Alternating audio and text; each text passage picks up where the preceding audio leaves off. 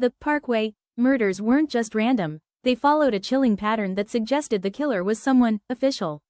1. The pattern, the Lover's Lane Hunter. Between 1986 and 1989, couples would go to the Colonial Parkway, a scenic, 23-mile stretch connecting Yorktown and Williamsburg, to park and hang out.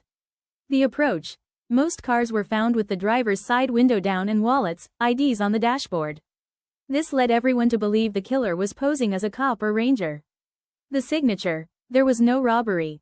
The killer wasn't after money, he wanted control. He often bound the victims and, in some cases, tried to burn the cars to destroy evidence. 2. The 4 canonical cases. Kathleen Thomas and Rebecca Dowski, 1986, the first.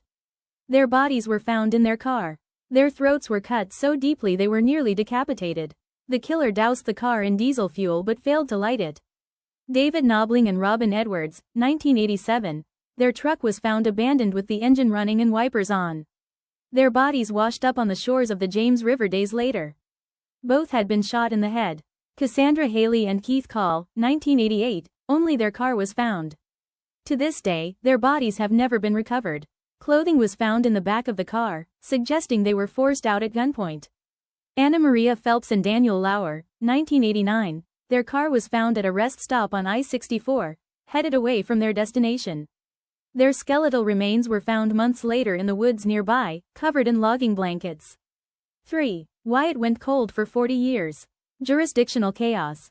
Because the Parkway is federal land, the FBI handled some cases, while the Virginia State Police handled others. They didn't always play nice or share files.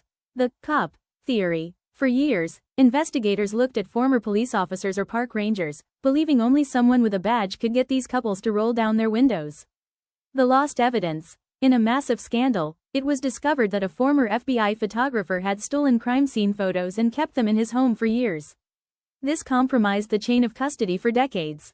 4. The Wilmer connection. When Alan Wade Wilmer Sr. was finally identified via DNA in 2024, it changed the narrative.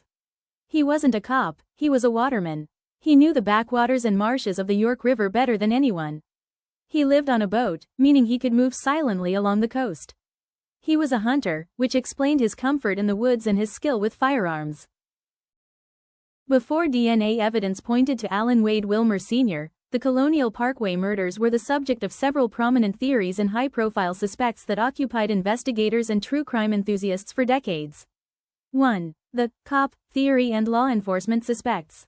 The strongest and most enduring theory was that the killer was a law enforcement officer or someone impersonating one. The evidence. Multiple victims' cars were found with the driver's side window partially rolled down and wallets or IDs resting on the dashboard, suggesting they were preparing for a routine traffic stop. Fred Atwell, a former Gloucester sheriff's deputy, became a central figure in the investigation. Initially a whistleblower who claimed the FBI leaked crime scene photos, he later became a suspect himself. Families eventually distanced themselves from him after he was convicted of scamming them through a fake car raffle intended to raise money for the victims' fund.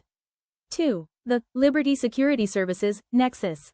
Investigators looked closely at a local private security firm in Gloucester called Liberty Security Services due to an unusual number of connections to the victims. Ronald Little, the owner of the company, a local private investigator, was considered a suspect in the late 1980s. Victim links. Victim Robin Edwards' mother worked for the company, as did victims Brian Pettinger and Lori Ann Powell. Resolution. The FBI denied Little was a formal suspect, and he was eventually deported to New Zealand in 1989. 3. High-profile serial killer theories. Because of the brutal nature of the crimes, several known violent offenders were considered persons of interest by independent investigators. Michael Nicolau, a Vietnam veteran with a history of extreme violence, including the murder of his wife and stepdaughter before killing himself in 2005. Some profilers believed he fit the mold of the Parkway killer and was also a suspect in the Connecticut River Valley killings. The Monster of Florence theory. Some theorists speculated that the killer might be the same person responsible for the infamous Lover's Lane murders in Italy, suggesting the perpetrator traveled between the US and Europe. 4. The CIA and training grounds.